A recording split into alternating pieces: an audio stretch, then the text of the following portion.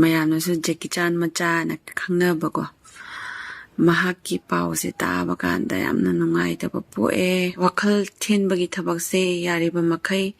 ꯊꯥꯗꯣꯛꯄꯤꯌꯨ ꯁꯟꯅ ꯈꯪꯍꯧꯗꯅ ꯂꯩꯈꯤꯗꯕꯁꯤ ꯃꯥꯏꯀꯩ ꯀꯌꯥꯗꯒꯤ ꯄꯦꯟꯗꯕ ꯋꯥꯐꯝ ꯀꯌꯥ ꯐꯣꯡꯗꯣꯔꯛꯂꯤ ꯏꯁꯝ ꯁꯝꯅ ꯏꯉꯥꯡ ꯉꯥꯎꯅ ꯂꯩꯖꯕ ꯅꯨꯄꯤ ꯃꯆꯥ ꯑꯃꯅ ꯑꯁꯨꯛ ꯂꯨꯕ ꯐꯤꯔꯦꯞ ꯂꯧꯔꯒ ꯑꯩꯈꯣꯏ ꯄꯨꯝꯅꯃꯛꯄꯨ ꯊꯥꯗꯣꯛꯑꯒ ꯆꯠꯈꯤꯕꯁꯦ ꯃꯌꯥꯝꯒꯤ ꯊꯃꯣꯏꯗ ꯑꯁꯨꯛꯀꯤ ꯃꯇꯤꯛ ꯄꯦꯟꯗꯕ ꯅꯨꯡꯉꯥꯏꯇꯕꯅ ꯄꯤꯛ ꯊꯜꯂꯤ ꯑꯁꯨꯛ ꯂꯨꯕ ꯐꯤꯔꯦꯞꯁꯤ ꯀꯔꯝꯕ ꯋꯥꯈꯜꯗꯒꯤ ꯀꯔꯝꯕ ꯃꯑꯣꯡꯗꯒꯤ ꯂꯧꯔꯤꯕꯅꯣ ꯀꯅꯥꯅ ꯃꯥꯒꯤ ꯑꯁꯨꯛ ꯌꯥꯝꯅ ꯊꯃꯣꯏ ꯁꯣꯛꯄ ꯊꯕꯛ ꯇꯧꯕꯤꯗꯣꯏꯅꯣ ꯀꯅꯥꯅ ꯑꯁꯨꯛ ꯂꯨꯕ ꯐꯤꯔꯦꯞꯁꯦ ꯂꯧꯍꯜꯂꯤꯕꯅꯣ ꯀꯔꯤꯒꯤꯗꯃꯛꯇ ꯂꯧꯔꯤꯕꯅꯣ ꯍꯥꯏꯕꯒꯤ ꯋꯥꯍꯪ ꯀꯌꯥ ꯃꯥꯏꯀꯩ ꯀꯌꯥꯗꯒꯤ ꯍꯪꯅꯔꯛꯂꯤ ꯁꯤꯁꯦ ꯌꯥꯝ ꯅꯨꯡꯉꯥꯏꯇ꯭ꯔꯦ ꯑꯗꯨꯝ ꯍꯥꯏꯗꯤ ꯏꯁꯥꯁꯦ ꯌꯥꯝꯅ ꯅꯨꯡꯉꯥꯏꯇꯕ ꯑꯃ ꯄꯣꯛꯑꯦꯀꯣ ꯉꯁꯤ ꯅꯨꯃꯤꯠꯁꯦ ꯃꯌꯥꯝꯁꯨ ꯈꯪꯉꯝꯃꯅꯤ ꯍꯥꯏꯗꯤ ꯀꯩꯅꯣ ꯑꯩꯈꯣꯏꯒꯤ ꯑꯅꯤ ꯆꯞꯄꯤꯗ ꯌꯥꯎꯖꯔꯝꯕ ꯏꯆꯟꯀꯣ ꯃꯌꯥꯝꯅ ꯌꯥꯝꯅ ꯅꯨꯡꯁꯤꯅ ꯌꯥꯝꯅ ꯅꯣꯛꯅꯤꯡꯅ ꯌꯦꯡꯖꯕ ꯃꯌꯥꯝꯅꯁꯨ ꯖꯦꯀꯤ ꯆꯥꯟ ꯃꯆꯥꯅ ꯈꯪꯅꯕꯀꯣ ꯃꯍꯥꯛꯀꯤ ꯄꯥꯎꯁꯦ ꯇꯥꯕ ꯀꯥꯟꯗ ꯌꯥꯝꯅ ꯅꯨꯡꯉꯥꯏꯇꯕ ꯄꯣꯛꯑꯦ 마가 타라가 유튜버다 아이나 강자보다 아니 수레 라이렌 마밋 파머 라이렌 마밋기 누비수 이캉 강하우다나 와칼 텐비마 오이두나 마학수 아숨나 떠오라가 짰기 아두가 이선 마학수 ngasi디 와칼 텐비 오이두나 마학수 mayam pumnamakpu thadoaga chatlagi khallaga masu nungaina ma lairamlenda chatlagi khana chatkre dubule horiba pumnamakti pendabana bek thallaga le hawiko mayam ado mayam aina haijaningbadi youtuber oiriba ichininaw pumnamak hingmini renge nushinauraga naiminase nakhoigi kumhaibu yingjaraka mikup amatangsu nokjaribra kaya ama leiribane aduna wakhal thenbagi thabakse yariba makhai thadokpiyu aduna haidi miyebase koigi social media da tarakpa haibase tarai badi natte ko aduna mayam sigi yana basu satkadra mabu tawdra moishu tension di mayam di leiramgani khalle adubu bet kamenju una udaba khartamba afaba kayam so haykani phataba kayam so haykani ko aduna phataba kayam hayrakpa matamda maduna maram oiraga isada mangnabagi lambi romda chattabida achumba lambi romda chatkibana hena phayena khale magi pendaba madi soidana leiramgani moina adugumba khongthang lobba ngamakpa haibase kaigumba magi thamoi sokpa amadi soidana leiramgani dubu haidoktana chatkiba isina hena pendeko mayam aduna video na minaba akhoina uzaba kanda ko phanam usale hujise video pulammaga punkidaba de pundaba kanda so question mayam hangi ko ma yauduse kaigino ma yauduse kaigino e maga pundre na hujise mayam yawi ko hujise to moi masen manungdadi thabak na chinabani khangde amani khangde kaigum tawdana dum lapthokna giba kyam su leinari neba leinajaraga su ngasagi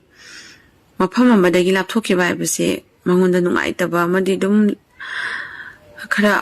awaba madi dum oinarangani ba habi tawromba thaba ama khudakta thadokpa ise kharadi dum awaba oirangani aduna tangai phadana thadok minaraga su lapthokraga su adu mangonda chaina ama oigadabagi muhutta yariba makhai nusi sanana laiminaduna video share tawminaduna adu mayamgi entertainment oina leibiriba mayam pumnamakpu matam pumbada harauna nushina kwa pumnamak saruk yaminaraga dum leibiyu haina haijaninge makha taba matung tarakpadasu sigumba thodokki pause youtuber kayadagi babok kayada tahanbidanaba haijari ado tasena nungaite induga youtuber singsu bet comment ke ka pirakpa matamda keshu khalluno dum bet comment habsidi dum phangadawne aduna mayam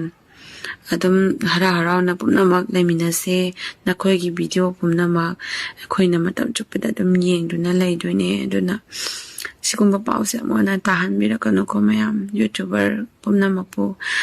ꯑꯃꯨꯛꯀꯁꯨ ꯍꯟꯅ ꯍꯥꯏꯖꯔꯤ ꯁꯤꯒꯨꯝꯕ ꯄꯥꯎꯁꯦ ꯑꯃꯨꯛ ꯍꯟꯅ ꯉꯁꯤ ꯊꯣꯛꯏꯕ ꯊꯧꯗꯣꯛꯁꯤꯗꯒꯤ ꯍꯦꯟꯅ ꯑꯅꯤꯁꯨꯅ ꯊꯣꯛꯈ꯭ꯔꯕꯁꯨ ꯑꯍꯨꯝ ꯁꯨꯕ ꯍꯥꯏꯕꯗꯣ ꯑꯃꯨꯛ ꯍꯟꯅ ꯍꯜꯂꯛꯇꯕ ꯑꯣꯏꯔꯁꯅꯨ ꯍꯥꯏꯅ ꯃꯌꯥꯝꯒꯤ ꯃꯐꯝꯗ ꯍꯥꯏꯖꯔꯤ. 미유비기 분시세 땅나 뽀뽀 마뽀니 뽕한다나 뽀뽀 마뽀니 미유비기 분시세 땅나 뽀뽀 뽕한다나 뽀뽀 마뽀니 마뽀오이나 뽀세게 하려가서 뽀그니 뽀오 하바 땀방감다바 마뽀시다 이쇼나 비비락바 분시세 젠세 타도어가 아이기 닝부 퉁데 아이기 아빠한바 펑데나 이사마도 온다 시자라가 대방 빰바기 아와 누마바 punamakse kumaisi jawba ngamdana chatlibani akoi miyobase amarok thairagadi yamna pangi wakan kanthaba ngamde siba asinabu kari kanaba lege siba habasina kanaba kari su leite aina apambasu phangde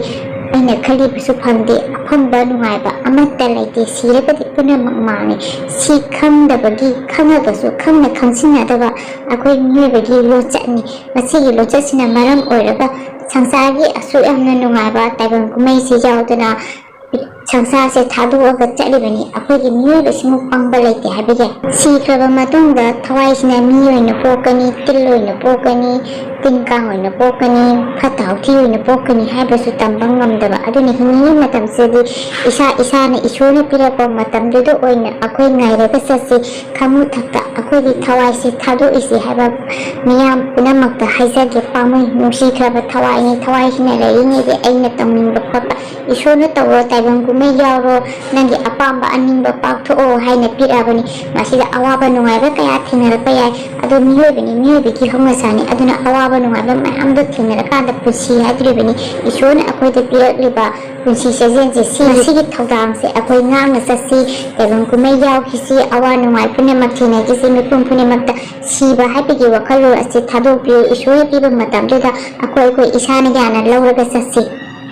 taibang pamba thadok